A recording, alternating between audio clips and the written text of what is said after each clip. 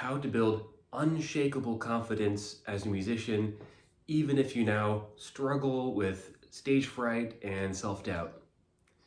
So why is it that some musicians, some performers seem to feel effortlessly confident up on stage, while others struggle with nerves and self-doubt, things fall apart up on stage? This is a really big issue for a lot of musicians. You might, for example, feel really good in the practice room and everything's working well. You're confident, you can do everything you need to do, but as soon as you go out up on stage, as soon as you get in the recording studio, your nerves take over, you no longer feel so confident, and everything just falls apart. And this is such a common experience, and one that really matters to so many musicians because, well, it's one thing to be able to do it well on your own, but when you go out on stage, how do you feel comfortable enough so all the clammy hands and the shaking and the nerves don't actually get in the way of your ability to perform when it matters? So today, by the end of this video, I'm going to share with you what are the root causes of confidence and lack of confidence, because this is not well understood, and with a better understanding of that, you're going to be in such a good place to be able to make moves towards feeling more confident. You're also going to understand how confidence, or the lack thereof, leads to stage fright and self-doubt, and you're going to have some understanding of how to unravel all of that, because I'm going to share with you some of my very best tools for becoming more confident and feeling as confident as you do in the practice room up on stage. Even if you've been struggling with performance anxiety and self-doubt, lack of confidence, even really intense versions of all these for years, it's possible actually to very quickly unravel all of it so you can start feeling more comfortable and confident and creative and free-flowing up on stage. So my name is Joseph Arnold, and I'm a professional violinist. I've played on thousands of stages, I've recorded on dozens of albums, and I'm also an Alexander Technique teacher and an author, award-winning author. And I've had my own journey with performance anxiety. I've always loved performing. I've played violin since I was 5 years old.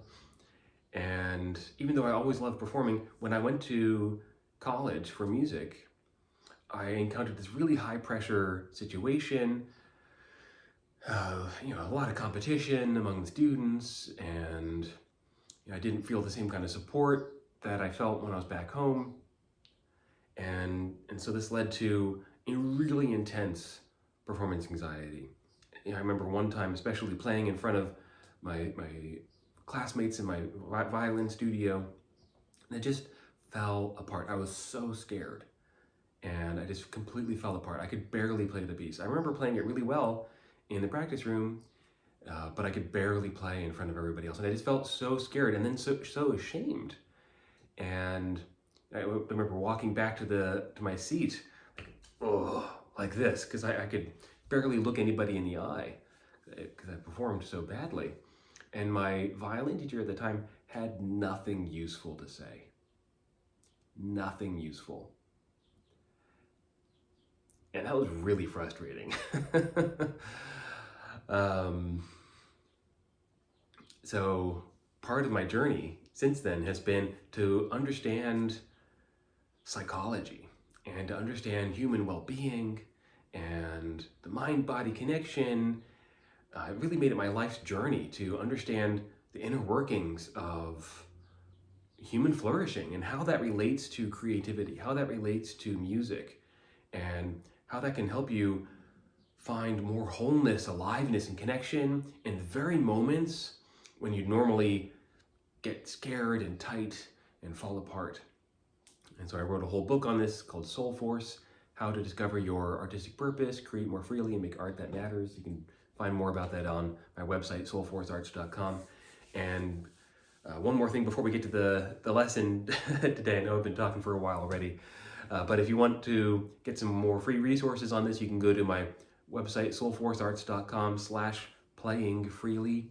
You can get a free PDF there that'll have some great insights and exercises to do for playing with tension and issues with tension and injuries, and also stage fright and confidence. Okay, so here we go. Getting into the lesson. So where does confidence come from? Confidence basically has to do with how many examples you have of seeing yourself embody things that you value. The more examples that you have in your memory of embodying things that you value, of behaving in certain ways that bring you towards things that you value, the more examples you have, the more confident you're going to feel, the more self-esteem you're going to have, right? So taking an example of music, the more examples you have of yourself feeling calm and joyful and musical, free up on stage, then of course your feeling of confidence is going to be relatively high. And of course, if you have fewer examples of that, then your feeling of confidence and self-esteem is going to be relatively low. And so the shift that we can make is in gaining more examples of moving towards things, embodying things that you value, that you value, and also reframing the times when it seemed like you weren't embodying things that you value, when things were falling apart. So I'm going to share with you some techniques for how to do that. And the amazing thing about these techniques is that they work really, really quickly. And within just a session or two of doing this, this week, you're going to notice a difference, like an immediate difference. So here's how to do this. So first of all, we're going to do what's called a values elicitation. That's a fancy way of saying, what do you actually care about in music performance? So maybe you can get out a pen and paper here or something else to make a list. And you can start with this kind of question. So what's important to me about performing music, playing music? And so maybe you get an answer. You just sort of ask yourself that, and an answer will come up by itself. And don't overthink it. Just whatever comes up first is fine. And so let's say, for example, what's important about playing music? Well, it might be fun. Okay, great. That's a really great answer. And you can, if you want to go deeper, you could say, well, what's important about fun? And just again, don't think about it too much. Just let something come up. Well, fun leads to connection.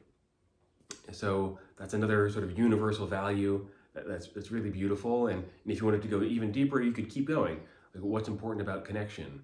Maybe that's love, or peace, or spirit, or something else like that. And once you get to, I guess what you could do is just continue that process until you keep getting the same answer over and over. Oh yeah, it really is about love. Or, oh yeah, it really is about fun, or whatever it is. If you keep getting that same answer, you've found like the core value, your core value around music. And this is really important information for you. And once you find that core value, I'd suggest writing it on a sticky note, putting it in your, among your music items, your music case or something like that, or on your desk somewhere in your kitchen, and keep reminding yourself, oh, this is what music is about for me. This is my core value about music. All right, so that's activity number one. Highly recommend you do that. Spend maybe 5-10 minutes just doing that. And once you do that, that'll help inform the next piece, which is to reframe the negative experiences that you've had. So maybe you can close your mind, don't close your mind, keep your mind open, close your eyes, and bring to mind examples of times when you haven't experienced that core value with music. And it might be all those times when you felt that lack of confidence, the self-doubt, the stage fright, imposter syndrome, things like that. So bring to mind all those experiences. Just notice how many there are, what different kinds of experiences there are, what was happening for you, what made them so terrible.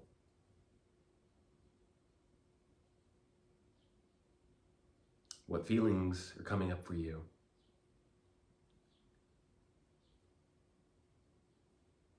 And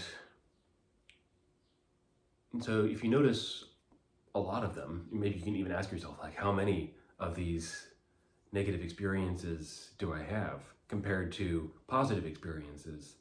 And like I was saying earlier, if you have more of the negative experiences in your memory where you weren't able to reach your core value around music versus the ones that you were able to reach your core value, then of course you're going to have a lack of confidence. So this is just a natural result. Doesn't mean that there's anything wrong with you. It's just a natural result of that imbalance. So probably the easiest thing to do is to examine a representative example of the negative experiences that you've had. So pick one that seems like the very worst one. And simply ask yourself, what was your positive intention in that moment? Let's assume that you had a positive intention, even if things were going really poorly. You probably had a positive intention. And so just see if you can discern what that positive intention was. Maybe something like doing your best. Or, at the very least, avoiding shame. Wanting to impress others. Okay? And even if these might not be the very highest of intentions, like avoiding shame or wanting to impress others, it's still a positive intention. And what you can do is something kind of similar to the values elicitation we did earlier. You could ask something like, what's important to me about impressing others? And you could ask that question, a few times. What's important about that? And then what's important about that? And what's important about that? Until you get to another core value, which again would be something like peace, love, harmony, friendship,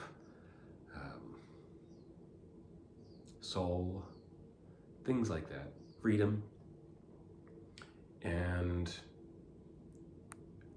alternatively, if you have answers like avoiding shame, you could ask yourself, well, what do I want instead of shame? And what's important about that? And what's important about that? You keep going until you get to the core thing. And when you get to that core thing, it'll be another really high level value.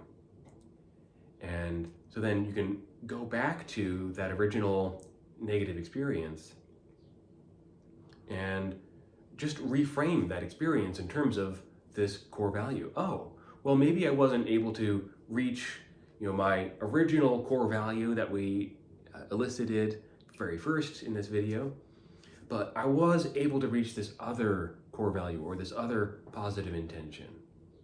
And sometimes just doing that, saying, oh, well, I was able to reach this secondary positive intention. That by itself is enough to relax the strain, the stress in that memory of your negative experiences. And so there's a reframe that can happen. Oh, I wasn't able to reach, this primary core value, but I was able to reach this other one. And now I can see that old experience, that negative experience, in a totally new way. And that by itself might be enough to give you to see, like, oh, actually, even if that happens again, I can have more confidence because I know I can trust that I have a positive intention, something that really matters to me happening. And so what you can do is go through, and you don't even need to go through all of those negative experiences, just go through the ones that are representative, and reframe each of those in terms of whatever positive intention was actually happening for you there. And if you do that enough times, then your idea of yourself is going to shift. you might see like, oh yeah, it's not actually that I'm not enough, or that I'm a bad player, or that I'm going to shame myself, embarrass myself if I make a mistake. You see, oh, none of that's actually true. I was actually reaching for these positive intentions, and there's something really noble and valuable and honorable in what I was doing, even when things were falling apart. And if you can get to that place, if you can see that clearly and see the truth of that, that's going to change everything. And that's the real foundation of confidence, unshakable confidence. How do you get unshakable confidence? You reframe all the negative experiences you've had in terms of the positive intentions that were really there for you. I find this to be such a powerful tool. And so I highly recommend you do this. And it can work very, very quickly. Just do a couple sessions this week, and you will notice a difference. And if you aren't noticing a difference, let me know in the comments, or you can reach out to me at soulforcearts.com, and I'll help you out. Okay, so here's the deeper lesson for today. Performing at your peak, performing with creative flourishing, really giving it your all, being expressive up on stage, even in difficult circumstances, isn't necessarily about confidence. Because there are negative forms of confidence, like bravado, arrogance. To me, it's really about courage and sacrifice. So, very briefly, in many fairy tales, there's the dragon, and the dragon's lair. And what does the hero have to do? Once they defeat the dragon, they go through some ordeal. They make some sort of sacrifice. They have courage in the face of disaster and danger. And what do they get in the dragon's lair?